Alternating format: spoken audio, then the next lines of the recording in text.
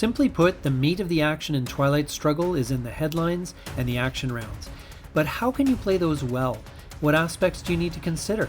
Let's learn more here and now on Legendary Tactics.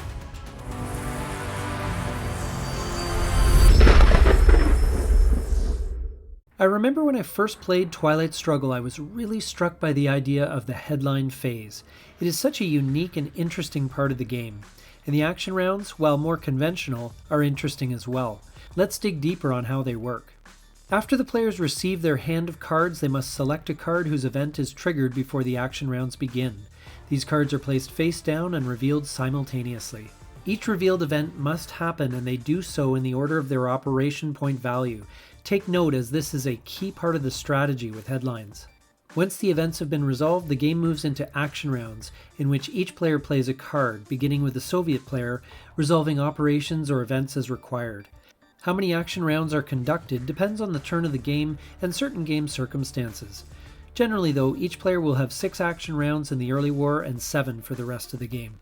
One of the key decisions in Twilight Struggle is when to trigger events and when to take the operations points. This is such a nuanced decision that changes with every action round, but there are some general principles to follow. Firstly, as the website Twilight Strategy aptly puts it, events create opportunities and operations are how you take advantage of those opportunities. In other words, events and operations are complementary. Events allow players to disrupt a country, a region, or another aspect of the game that can then be exploited with operations points. By the same token, operation points, used well, can be enhanced with the timely play of events. The main downside of events is generally that they are not as precise or flexible a tool as operations. Take puppet governments as an example. It gives the US 3 influence, which is better than the operations value of the card, but that influence must be placed in countries that don't already have influence from either power, and is limited to 1 influence placed per country. Operations, by contrast, can be directed as a single strong coup against a target country, or spread out as needed to place influence or realign in a manner that directly addresses your biggest concerns and opportunities. However, as the game goes on, the operations can become more limited, as many regions of the board tend to become locked down, either through DEFCON restrictions or because countries become too expensive to take over by influence placement alone. Or perhaps the game state is such that a player has no access to place influence in 1 or more regions of the board. This is where events can be used to shake things up. Maybe the event adds influence, allows coups or realignments where they would otherwise be unusable, or removes influence and opens up a country to take over by influence placement. Not all events are created equal, however. Some are so great and powerful, like ABM Treaty, Decolonization, and Voice of America, that players will almost never take the operations points and use the event every time. Other cards, like Summit, are so weak that players will rarely play them for the event. Most events, however, are in between and situational, and knowing when and how to play them will make you into an expert player. A great example of this is Red Scare/Purge. A beginner will automatically play this event for their headline, hoping to hamper their opponent's play for the whole turn. This is generally a great move, but it depends on the game situation. What if those 4 operations points could be used to a greater benefit elsewhere? Can the US play more events from hand, so the USSR will not be in a position to capitalize on and make the most of this card? With headline events, one will want to play the best event one can to reap the benefit, but there are factors to take into consideration. The goal of the headline is to set up a favorable situation for the coming turn. Great headline event candidates will give you access to a region you weren't in before, remove influence from your opponent to make them more vulnerable, or to give a card effect that can last for the entire turn. Balance this out with the operations points you are giving up with the headline event. This can only be done with proper planning of your upcoming turn. You might end up taking a lesser event in order to execute your overall plan for the turn. It should go without saying that you will be choosing one of your events, or a neutral one, for the headline, but occasionally circumstances might require headlining an opponent's event. Obviously, pick one that can't otherwise be safely sent to space that turn, and that has minimal and manageable downsides to you. Make sure the headlined card is not likely to lose you the game by DEFCON as well. After that, the action rounds begin, and with it the classic Twilight Struggle balance between events and operations. To help with our understanding, it's useful to categorize events into 4 different types: your start events, your opponent's start events, neutral start events, and everything else, which we will call recurring events. First of all, let's look at how to handle your own start events. Most of the time you'll want to keep your own start events in the deck so you can use the ops, and then they can turn up in your opponent's hand later, thereby complicating their turn. This is especially true if they are weak events like Nato, which neither side particularly cares about, or if they remain useful as looming threats like Nasser or Truman Doctrine. Some events like CIA Created and Lone Gunman are best kept in the deck because they are more dangerous for your opponent to have in hand than they are effective for you. This is especially true of the so-called DEFCON suicide cards, which can cost a player the game if forced to use them and degrade the DEFCON to level 1. Make sure you know what cards are DEFCON suicide cards for your opponent, and do your best to keep them in the game as long as possible. Other events lose value as the game goes on. Marshall Plan, puppet governments, Vietnam revolts, and de-Stalinization are all events that are simply more effective when played early in the game. So when you get them, you might as well play them. And there are other events like Containment, Brezhnev Doctrine, and Ask Not What Your Country, which can be effectively mitigated if they turn up in your opponent's hand, and are therefore best played by you. So play these for the events if you can benefit, or hold them for a future turn in which you can. Some events like Decolonization, John Paul II elected Pope, and De-Stalinization are cards that your opponent, if they find these cards in hand, will most certainly send to space or get rid of them some other way without triggering them. So in most cases, you are better off playing these events if you have them in hand. Finally, there are some events where the board state demands that they get played for the event. Remember that after turn 7 it is very unlikely that event cards are going to return, so if you can greatly benefit from a card like CIA Created, you should consider playing the event. Don't be precious about it. If the event serves your purpose, play the card for the event. So what about your opponent's start events? These events tend to be powerful in aiding your enemy, but the good news is that they can only happen once per game. So, the general rule is that before the last reshuffle of the game in turn 7, you should aim to play as many of them as you can to get them over and done with. The main reason is that, although the effect is disagreeable, you have control over how and when they are triggered, and this can go a long way to mitigating their effect. If you send them to the space race or neuter them with another effect like UN intervention, you give up this control if they later make it into their opponent's hand. Some cards deserve special attention here. The US should always trigger the Warsaw Pact event, as this, strangely, becomes an immensely powerful endgame card. For that reason, the Soviets should always try to keep this in the deck for as long as possible.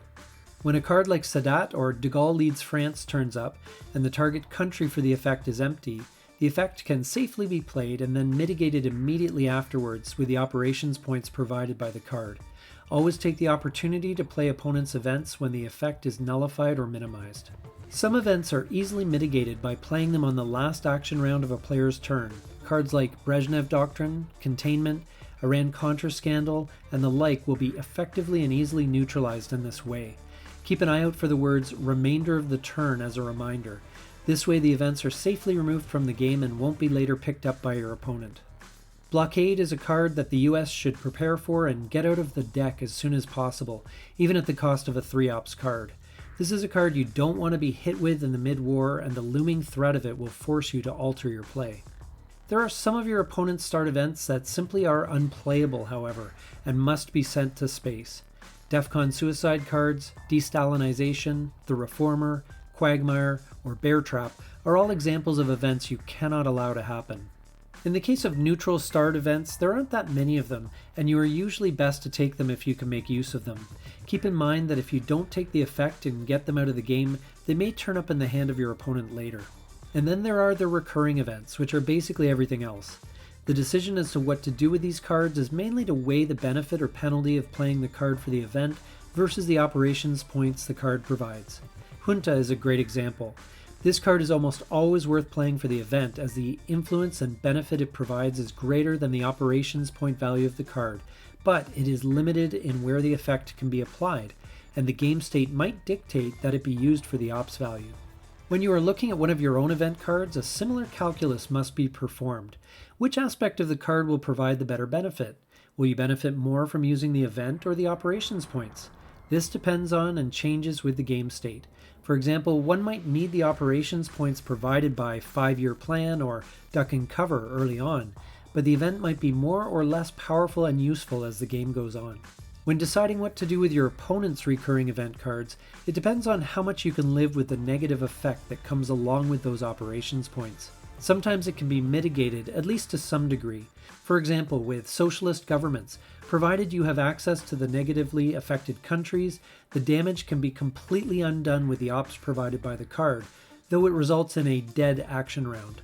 The main question with this mitigation is whether to take the operations points before or after the event, which will, once more, depend on the event itself and the situation on the board. But some cards like Voice of America, Muslim Revolution, or Grain Sales to Soviets can have such a negative effect as to be unplayable, and getting rid of them via the space race or some other option is really the only viable choice. The only challenge is that you usually only send one card per turn to the space race, so you will often be left with some tough choices. Now that we have a framework for making decisions about events and operations, how does the structure of the turn affect all of this? A typical turn starts with the USSR conducting a coup in a battleground country. This is because the DEFCON level improves by 1 at the end of the previous turn, and most times improves from 2 to 3. The Soviets will normally take the opportunity to coup somewhere in the world outside of Europe and Asia, which will still be under DEFCON restrictions. This gives the Soviets military operations points, potentially a new country under their control, and the initiative. Seeing as the USSR always goes first, how can the US player take that initiative from the Reds? The secret lies in the last action round of the previous turn. If played well, the last action round of a turn can be used to overwhelm the Soviet player with too many fires to put out, and overwhelmed with too many options that can possibly be accomplished. If played skillfully, the US can use the last action round of the turn to create a crisis that must be immediately addressed by the USSR in the first action round of the following turn. This opens up the possibility that the US can take a coup in a battleground country in their first action round. If the Soviet side takes their usual battleground country coup in their first action round, it allows the US to take advantage of the crisis they created. It makes for a tough choice for the USSR, which is exactly what the US player wants. There are 3 ways that the US can do this. Number 1. Break Soviet control of an important country. This is the most common way to do this. The US places influence in a weakly held country, threatening to take control of it next turn by brute influence placement. You will likely do this in Asia or Europe, as you don't want the crisis to be corrected with a coup by your opponent. It may still be a viable option to attract your opponent's attention to a certain country, as you have a plan elsewhere that would otherwise be threatened. While this can be accomplished with operations, some events can help you achieve the same effect. Panama Canal returned, OAS founded, and other events that place influence can be quite disruptive and are naturally best played at the end of the turn. Number 2. Play into non-battleground countries. There are some non-battleground countries that, if played into, will solicit a response from the Soviet side. Colombia is a typical example of this. As the gateway to South America, it can be one of the few entry points into this valuable region for the USSR. If the US plays into Colombia on their last action round, the Soviet side faces a choice of coupping Colombia to gain access to Venezuela and beyond, or if the new round begins with business as usual, ceding that to the US. If the coup is successful, however, the US might find itself in the same position in their first action round. So this move would have to be impactful to the US strategy in some way, and shouldn't just be done without an overall plan. Playing into some non-battleground countries can help set up realignment targets as well, like playing into Nicaragua as the US's last play of the turn. As Nicaragua is not a likely target of a response, the opportunity to realign will be there for at least one action round. Finally, playing into non-battlegrounds can force your opponent to respond to avoid domination. If the US player owns all the battleground countries in a region and then plays into a non-battleground as the last play of the turn, the threat of a massive scoring opportunity will usually be enough to lure the USSR into responding, likely with a coup war going back and forth, which hampers the Soviets' dastardly activity elsewhere. Number 3, the last action round can be a dumping ground for bad Soviet events. If you have no choice but to trigger a bad event like Muslim Revolution, Vietnam revolts, or liberation theology, best to do it in the last action round. This essentially means that for the Soviet player to capitalize fully on that event by placing influence, the US gets a battleground country coup opportunity in compensation. There is one instance when the US has the undisputed advantage in taking the last action round of a turn. If the game makes it to final scoring, the US should have the last play of the game. This can be used to great effect to manipulate the scoring of a region.